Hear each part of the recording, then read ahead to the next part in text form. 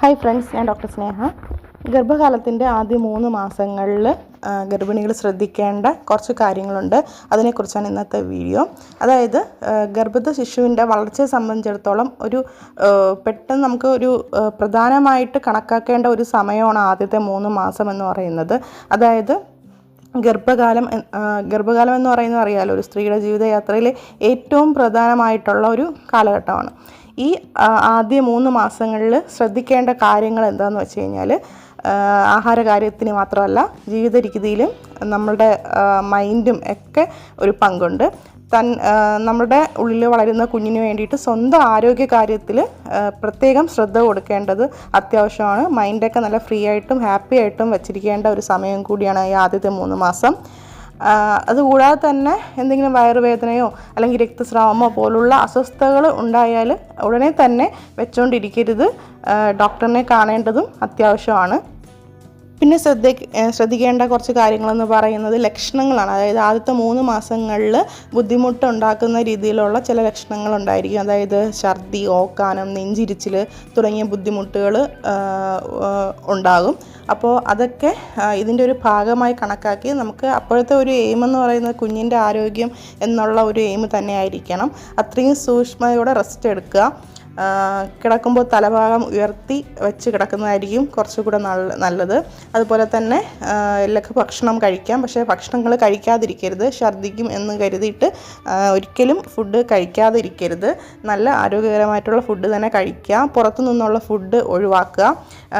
പിന്നെ ദഹിക്കാൻ പ്രയാസമുള്ളവ, വറുത്തതും പൊരിച്ചതുമായിട്ടുള്ള ഭക്ഷണ സാധനങ്ങൾ, അമിതമായിട്ട് എരിവും പുളിയും മസാല അടങ്ങിയ ഭക്ഷണങ്ങൾ എന്നിവ കഴിവതും ഒഴിവാക്കുക.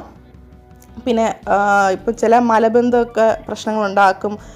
ടാബ്ലറ്റ്സൊക്കെ എടുക്കുമ്പോഴും അല്ലാതെയൊക്കെ ചില മലബന്ധ പ്രശ്നങ്ങളൊക്കെ ഉണ്ടാവാറുണ്ട്. അപ്പോൾ അതൊക്കെ നമ്മൾ കറക്റ്റായിട്ട് അത് ഡോക്ടറിനെ കണ്ട് അതിനുള്ള കാര്യങ്ങൾ പറഞ്ഞ് അത് മാറ്റിയെടുക്കുക.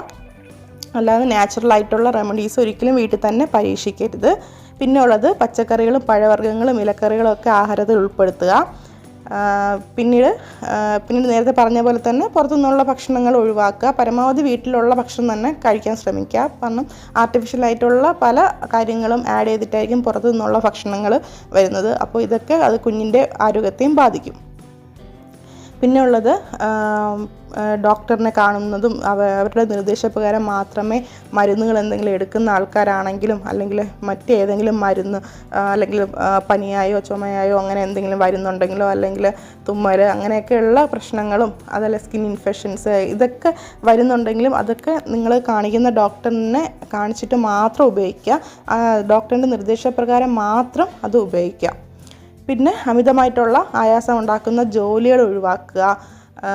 നമുക്ക് ആദ്യത്തെ 3 മാസം എന്ന് പറയുന്നത് അറിയാലോ, അബോർഷനൊക്കെ ഒരുപാട് ചാൻസ് ഉള്ളതാണ്. അപ്പോൾ അതുകൊണ്ട് തന്നെ നമ്മൾ അമിതമായിട്ടുള്ള ആയാസമുള്ള ജോലികൾ ഒഴിവാക്കുന്നതാണ് ഏറ്റവും നല്ലത്. മാത്രമല്ല നമ്മുടെ ആരോഗ്യവും നമ്മുടെ ഹെൽത്തൊക്കെ നന്നായിട്ട് ശ്രദ്ധിക്കേണ്ടതും അത്യാവശ്യമായിട്ടുള്ള ഒരു സമയം കൂടിയാണ് ഈ ആദ്യത്തെ 3 മാസം.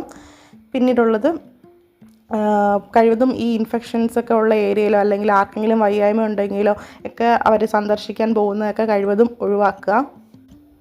ആദ്യത്തെ 3 മാസങ്ങളിൽ വിശ്രമവും നല്ല ഉറക്കവും ശാരീരിക മാനസികമായ ആരോഗ്യവും ഹാപ്പി ആയിട്ടിരിക്കുന്നതും അത്യന്താപേക്ഷിതമാണ്. അപ്പോൾ അതുകൊണ്ട് തന്നെ മൊബൈൽ ഫോണ് ആവശ്യങ്ങൾക്ക് മാത്രം ഉപയോഗിക്കുക. അതുപോലെ തന്നെ കുടുംബത്തിലുള്ള ആൾക്കാരും ഗർഭിണിയോട് കാര്യമായിട്ട് തന്നെ പെരുമാറുക. അപ്പോൾ എല്ലാവർക്കും മനസ്സിലായെന്ന് കരുതുന്നു. അപ്പോൾ നെക്സ്റ്റ് മാസങ്ങളിലുള്ള വീഡിയോ ഉടനെ വരുന്നുണ്ട്. അപ്പോൾ എല്ലാവരും ഇതുവരെ സബ്സ്ക്രൈബ് ചെയ്യാത്തവർ സബ്സ്ക്രൈബ് ചെയ്യുക, ലൈക്ക് ചെയ്യുക, ഷെയർ ചെയ്യുക. താങ്ക്